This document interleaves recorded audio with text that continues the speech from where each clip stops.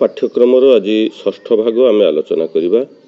ପୂର୍ବ ଭାଗରେ ଆମେ 4 ଯୁଗ ମିଶି ଏକ କଳ୍ପ ଓ ଏହାର ପରମାୟୁ 5000 ବର୍ଷ ତଥା ଏକ ମାନବାତ୍ମା ଏହି 5000 ବର୍ଷ ମଧ୍ୟରେ ଅତି ବେଶୀରେ 84 ଥର ଜନ୍ମ ମୃତ୍ୟୁ ଚକ୍ରରେ ଆସେ ବୋଲି ଆମେ ଜାଣିଲୁ। ପରମାତ୍ମା ଆସି ଯେଉଁ ଜ୍ଞାନ ଦେଇଛନ୍ତି ତାର ଅତି ସଂକ୍ଷିପ୍ତ ଧାରଣା ଆପଣମାନଙ୍କ ସମ୍ମୁଖରେ ପ୍ରଦାନ କରାଯାଇଛି। ଆଜି ଆମେ ରାଜଯୋଗ କ'ଣ, କିପରି କରାଯାଏ ଓ ଏହାଦ୍ୱାରା ଲାଭ କ'ଣ ମିଳେ ସେ ବିଷୟରେ ଆଲୋଚନା କରିବା। ରାଜଯୁକ୍ତ ଯୋଗ ସମାନ ରାଜଯୋଗ। ରାଜ ଅର୍ଥାତ୍ ଗୁପ୍ତ ବା ରହସ୍ୟମୟ ବା ରାଜପଦ। ଯୋଗ ଅର୍ଥାତ୍ ଯୋଗାଯୋଗ କରିବା କିମ୍ବା ଯୋଡ଼ିବା କିମ୍ବା ମିଶାଇବା। ତେବେ ରାଜଯୋଗର ଅର୍ଥ ହେଉଛି ଗୋଟିଏ ଭାବରେ ଗୁପ୍ତରେ ଆତ୍ମା ପରମାତ୍ମାର ଯୋଗାଯୋଗ ବା ମିଳନ।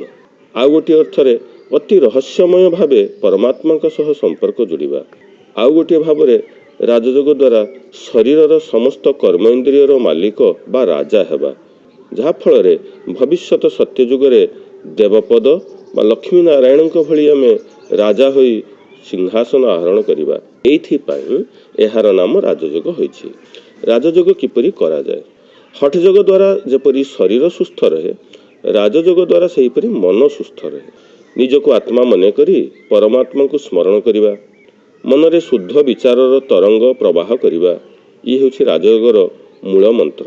ଶରୀରର ପିତାଙ୍କୁ ଯେପରି ଆମେ ସହଜରେ ମନେ ପକାଇ ପାରୁ, ତାଙ୍କ ପାଖରେ ଆମେ ଛୋଟବେଳେ ଯେପରି ଗେହ୍ଲ ହୋଇ ଅଳି ଆପତ୍ତି କରୁଥିଲୁ, ତାଙ୍କ କଥା ମାନି ଚଳୁଥିଲୁ, ଠିକ୍ ସେହିପରି ପରମାତ୍ମା ପିତା ଯିଏ ଆମ ସମସ୍ତ ଆତ୍ମାଙ୍କର ବାବା ଅଟନ୍ତି, ତାଙ୍କ ପାଖରେ ସନ୍ତାନ ହିସାବରେ ଆମେ ତାଙ୍କୁ ଅତି ପାଖରେ ଅନୁଭବ କରିବୁ। କେତେବେଳେ ଆମେ ସେ ରହୁଥିବା ପରମଧାମକୁ ମନୋବୁଦ୍ଧି ଦ୍ୱାରା ଯାତ୍ରା କରି ତାଙ୍କ ପାଖରେ ପହଞ୍ଚି ତାଙ୍କଠାରୁ ଶକ୍ତି ନେବୁ, ତ କେତେବେଳେ ସେ ଯେପରି ପରମଧାମରୁ ଓହ୍ଲାଇ ଆସି ମୋ ମସ୍ତକ ଉପରେ ରହି ବିଭିନ୍ନ ରଙ୍ଗ ବେରଙ୍ଗର ଆଲୋକ ରୂପକ ଶକ୍ତିକୁ ଅଜାଡ଼ି ଦେଉଥିବାର ଅନୁଭବ କରିବୁ। ସଦାସର୍ବଦା ସେ ଯେପରି ମୋତେ ଛତ୍ରଛାୟା କରି ରଖିଛନ୍ତି, ମୋ ପାଖେ ପାଖେ ଅଛନ୍ତି ବୋଲି ଅନୁଭବ କରିବୁ। ଏଇଠି ମନରେ ପ୍ରଶ୍ନ ଆସିପାରେ, ଏମିତି ଭାବିଲେ କ'ଣ ତାଙ୍କୁ ଅନୁଭବ କରିହେବ? କାରଣ ୟାଦରୁ ୟାଦ ମିଳେ।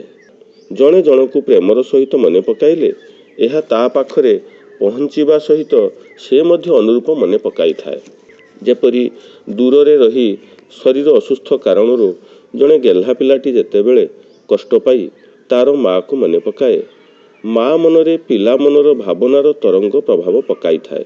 ଫଳରେ ମାର ମନ ମଧ୍ୟ ଉଦାସ ହୋଇ ପିଲା କଥା ବାରମ୍ବାର ମନେ ପଡ଼େ, ଯାହାକୁ ଟେଲିପାଥି ରିଲେସନ୍ କହନ୍ତି। ଅବଶ୍ୟ ଆଜିର ମୋବାଇଲ ଯୁଗରେ ଏହା ଅନୁଭୂତ କରିବାର ଅବକାଶ ଆଉ ରହୁନାହିଁ। ଏହି ଚିତ୍ର ଅନୁସାରେ ଧ୍ୱନି ଶକ୍ତିକୁ କାନ ଦ୍ୱାରା ଆମେ ଶୁଣିପାରିବୁ, ଆଲୋକ ଶକ୍ତିକୁ ଆଖି ଦ୍ୱାରା ଦେଖିପାରିବୁ, ଇଲେକ୍ଟ୍ରୋମ୍ୟାଗ୍ନେଟିକ୍ ୱେଭ୍ ବା ବିଦ୍ୟୁତ ଚୁମ୍ବକୀୟ ତରଙ୍ଗ ଦ୍ୱାରା ଟିଭିର ବିଭିନ୍ନ ପ୍ରୋଗ୍ରାମକୁ ଆମେ ଦେଖିପାରିବୁ। ମାତ୍ର କୌଣସି ତରଙ୍ଗ ବା ଶକ୍ତିକୁ ଯେପରି ଆମେ ଦେଖିପାରିବୁ ନାହିଁ, ଠିକ୍ ସେହିପରି ଥଟ୍ ୱେଭ୍ କମ୍ୟୁନିକେସନ୍ ବା ଚିନ୍ତନ ସଂକଳ୍ପ ତରଙ୍ଗ ଦ୍ୱାରା ଆତ୍ମା ପରମାତ୍ମା ମଧ୍ୟରେ ଯୋଗାଯୋଗ କରିପାରିବୁ। ସ୍ଥୂଳ ନେତ୍ରରେ ଦେଖିବା ସମ୍ଭବ ନୁହେଁ। ସେଥିପାଇଁ ଭଗବାନଙ୍କୁ ଦେଖେଇ ଦେ କହିଲେ କେହି ଦେଖେଇ ଦେଇପାରନ୍ତି ନାହିଁ, କାରଣ ସେହା ଅନୁଭବର ଜିନିଷ। ହଁ, ଦିବ୍ୟ ବୁଦ୍ଧି ବା ଦିବ୍ୟ ନେତ୍ର ଦ୍ୱାରା ବେଳେବେଳେ ଏପରି ଅନୁଭବ ଆମେ କରିପାରିବୁ ଯେଭଳି ଆମେ ସ୍ଥୂଳ ନେତ୍ରରେ ଦେଖୁଛୁ ବୋଲି ଅନୁଭବ ହେବ। ନିଜ ମନର ଏକାଗ୍ରତା ଓ ସଠିକ୍ ଢଙ୍ଗରେ ସାଧନା କରିବା ଉପରେ ଏହା ନିର୍ଭର କରେ। ଏହା ସମସ୍ତଙ୍କର ଅନୁଭବ ସମାନ ହୋଇନଥାଏ। ରାଜଯୋଗରୁ ସମ୍ପୂର୍ଣ୍ଣ ସଫଳତା ପାଇବାକୁ ହେଲେ ଏହି ଚିତ୍ର ଅନୁସାରେ ଆମକୁ 4ଟି ବିନ୍ଦୁ ଉପରେ ଅଧିକ ଗୁରୁତ୍ୱ ଦେବାକୁ ପଡ଼ିବ। ତାହା ହେଉଛି ବ୍ରହ୍ମଚର୍ଯ୍ୟ, ଶୁଦ୍ଧ ଅନ୍ନ, ଦୈବୀ ଗୁଣ ଓ ସତ୍ସଙ୍ଗ। ଚୌକିର 4ଟି ଖୁଣ୍ଟ ସଦୃଶ ଏହା ଅଟେ। ଗୋଟିଏ ଖୁଣ୍ଟର ସମସ୍ୟାରେ ଚୌକି ଟଳମଳ ହେବା ଭଳି ଈଶ୍ୱରୀୟ ଅନୁଭୂତିରେ ମଧ୍ୟ ଅପ୍ ଡାଉନ୍ ହୋଇଥାଏ।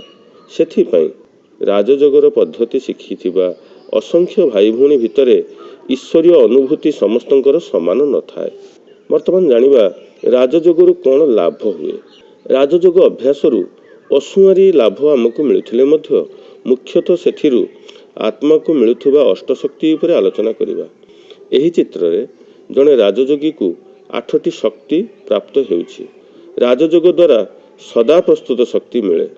ଯେକୌଣସି ସମୟରେ ଆମେ ମନକୁ ପରିବର୍ତ୍ତନ କରି ଈଶ୍ୱରଙ୍କ ପାଖକୁ ନେଇପାରିବୁ। ସେହିପରି କଇଁଛ ଭଳି ସଂକୋଚନ କରିବା ଶକ୍ତି ଅର୍ଥାତ୍ କାର୍ଯ୍ୟ ବ୍ୟବହାର ପରେ ଆମେ ବ୍ୟର୍ଥ କଥାରେ ବୁଦ୍ଧି ନ ଲଗାଇ ପରମାତ୍ମା ସ୍ମରଣରେ ରହିବୁ। ସେହିପରି ସହଯୋଗ ଶକ୍ତି ସମସ୍ତଙ୍କର ଗୋଟିଏ ଗୋଟିଏ ଆଙ୍ଗୁଳି ସହଯୋଗରେ ଯେପରି ଗିରି ଗୋବର୍ଦ୍ଧନ ଉଠି ପାରିଥିଲା, ସେହିଭଳି ସହଯୋଗ ପ୍ରଦାନ କରି କଠିନ ପରିସ୍ଥିତିକୁ ମଧ୍ୟ ପାର କରିପାରିବୁ। ସେହିପରି ସମସ୍ୟାକୁ ସମ୍ମୁଖୀନ ହେବାର ଶକ୍ତି, ଠିକ୍ ଭୁଲ ନିର୍ଣ୍ଣୟ କରିବାର ଶକ୍ତି, ପରଖିବାର ଶକ୍ତି, ଆଡ଼ଜଷ୍ଟମେଣ୍ଟ ବା ସମାଇ ନେବାର ଶକ୍ତି ଓ ସହନ କରିବାର ଶକ୍ତି, ଏହି ସମସ୍ତ 8ଟି ଶକ୍ତି ରାଜଯୋଗ ଅଭ୍ୟାସରୁ ପ୍ରାପ୍ତ ହୁଏ, ଯାହାଦ୍ୱାରା ଆମେ ନିଜର ସ୍ଥିତିକୁ ଅତ୍ୟନ୍ତ ସ୍ଥିତିପ୍ରଜ୍ଞ ଓ ଈଶ୍ୱର ପ୍ରିୟ କରିପାରିବୁ। ତାହେଲେ ବର୍ତ୍ତମାନ ଆମେ ରାଜଯୋଗ ବିଷୟରେ କିଛି କଥା ଜାଣିଲୁ। ପରବର୍ତ୍ତୀ 7ମ ଭାଗରେ ଆମେ କମେଣ୍ଟ୍ରି ମାଧ୍ୟମରେ ରାଜଯୋଗର ଅଭ୍ୟାସ କରିବୁ। ନିଶ୍ଚୟ ଶୁଣିବେ। ଓମ୍ ଶାନ୍ତି।